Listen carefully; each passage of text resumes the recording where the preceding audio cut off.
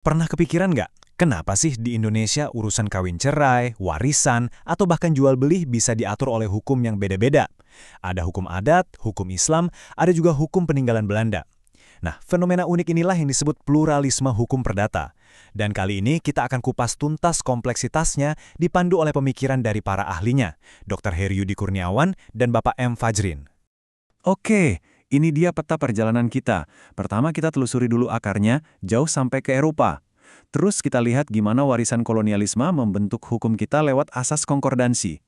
Habis itu, kita bedah gimana tiga sistem hukum ini, Barat, Adat, dan Islam, bisa jalan barengan. Lalu ada perdebatan seru soal status KUH Perdata peninggalan Belanda. Ini penting banget. Dan terakhir kita intip sedikit, kira-kira gimana sih masa depan hukum perdata di Indonesia? Nah, untuk ngerti hukum perdata kita sekarang, kita nggak bisa langsung lompat ke sini, kita harus tarik mundur waktu.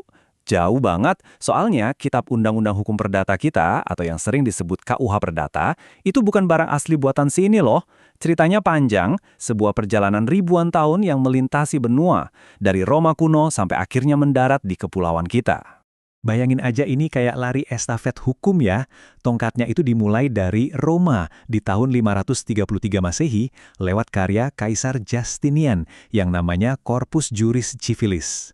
Ratusan tahun kemudian, tongkat estafet ini dioper ke Prancis yang mengubahnya jadi Code Napoleon yang legendaris itu. Nah, Belanda nggak mau ketinggalan. Mereka adopsi lagi jadi Burgerlijk Wetboek atau BW di tahun 1838. Dan cuma selang 10 tahun, di tahun 1848, BW ini resmi diberlakukan di Hindia Belanda. Oke, pertanyaannya sekarang, gimana ceritanya kitab hukum dari Belanda bisa begitu saja dipakai di sini? Jawabannya itu bukan cuma karena dijajah ya. Ada sebuah alat kebijakan hukum yang sangat spesifik dan bisa dibilang cerdik. Dan kebijakan inilah, sengaja atau tidak, yang jadi cikal bakal dari keragaman hukum yang kita hadapi sampai detik ini. Nama alat itu adalah asas konkordansi. Gampangnya gini, ini tuh prinsip copy-paste hukum. Apapun hukum yang berlaku di negara penjajah, yaitu Belanda, harus diberlakukan juga di tanah jajahannya. Tujuannya, ya biar simpel buat mereka. Supaya para pedagang dan pejabat Eropa di Hindia Belanda itu merasa nyaman karena aturannya sama persis kayak di kampung halaman mereka. Tapi, disinilah plot twist-nya. Prinsip copy-paste itu ternyata nggak berlaku buat semua orang. Belanda, lewat aturan mainnya di pasal 163 Indische Staatsregeling, sengaja membagi-bagi penduduk. Untuk golongan Eropa, jelas mereka pakai BW sepenuhnya. Untuk golongan timur asing, kayak Tionghoa atau Arab, aturannya hybrid. Buat urusan dagang pakai BW, tapi urusan keluarga dan waris silakan pakai hukum asli mereka. Nah, terus buat golongan bumi putra, cukup pakai hukum adat aja. Jadi ada 3 jalur hukum yang berbeda untuk 3 kelompok orang. Nah, ini dia biang keladinya. Politik hukum pecah belah ini secara efektif menciptakan 3 rel hukum yang berjalan paralel di satu negara. Inilah benih dari pluralisme hukum yang ditanam oleh pemerintah kolonial. Dan benih itu tumbuh subur, akarnya bahkan masih mencengkeram kuat sampai hari ini. Fast forward ke setelah kemerdekaan. Pertanyaannya, apakah sistem berlapis ini langsung dihapus? Ternyata, enggak juga. Malah, warisan kolonial ini bermetamorfosis menjadi 3 pilar utama yang menyangga sistem hukum perdata kita sampai sekarang.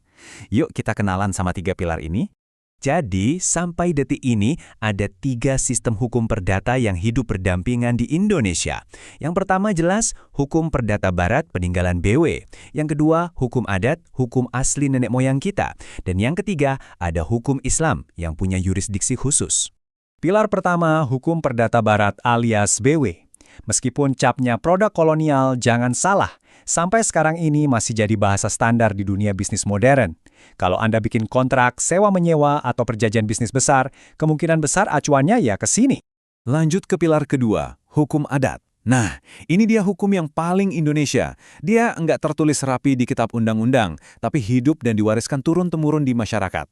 Biasanya, ini mengatur hal-hal yang sifatnya komunal, seperti silsilah keluarga, pembagian waris di beberapa daerah, dan yang paling krusial, soal tanah-tanah ulayat. Dan pilar ketiga, hukum Islam. Bagi mayoritas warga negara yang Muslim, hukum ini punya peran sentral. Urusan-urusan yang sangat personal dan fundamental, misalnya pernikahan, perceraian, kewarisan, sampai wakaf, itu diatur secara khusus di bawah payung kompilasi hukum Islam atau KHI. Sekarang, kita masuk ke bagian yang paling seru. Setelah merdeka, para pendiri bangsa kita punya PR besar. Nasib si BW ini mau diapain? Ini kan produk penjajah, simbol dominasi. Apa kita buang saja atau kita pertahankan? Nah, dilema inilah yang memicu perdebatan intelektual paling panas dalam sejarah hukum kita. Awalnya solusinya pragmatis banget. Lewat aturan peralihan di UUD 1945 diputuskan semua aturan lama tetap berlaku selama belum ada yang baru. Kenapa? Untuk mencegah yang namanya recht vacuum atau kekosongan hukum. Bayangin aja kalau semua aturan tiba-tiba nggak berlaku, bisa kacau kan? Jadi ya untuk sementara BW tetap dipakai. Tapi status sementara ini bikin banyak ahli hukum gerah. Puncaknya di tahun 1962, saat Menteri Kehakiman waktu itu, Profesor Saharjo, melempar sebuah gagasan yang revolusioner. Beliau bilang, gimana kalau kita turunkan pangkat KUH Perdata ini? Dari yang tadinya wet book alias kitab undang-undang yang sifatnya mengikat, jadi sekedar rehbook, cuma buku rujukan atau pedoman aja. Gagasan ini langsung bikin heboh dan membelah para ahli hukum jadi dua kubu.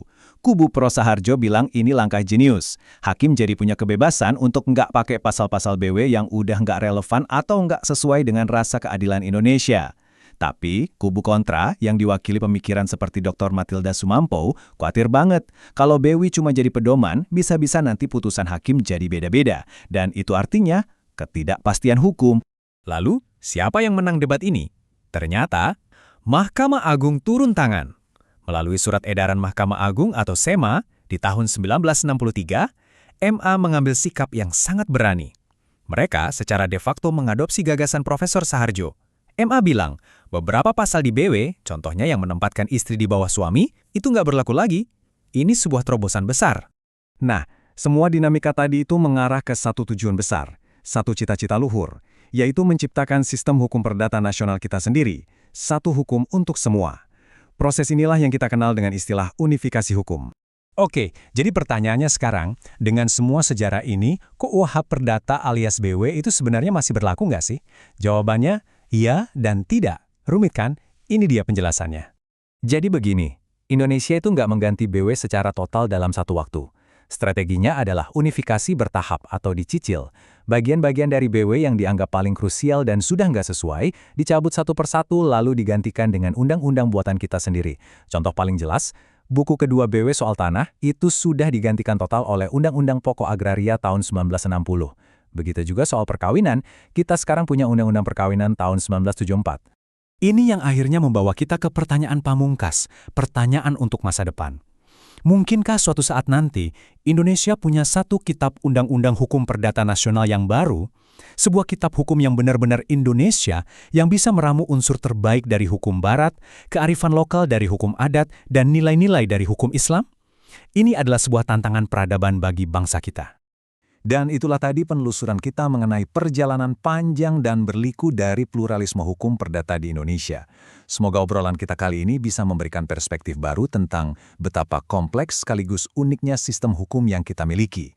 Terima kasih sudah menyimak.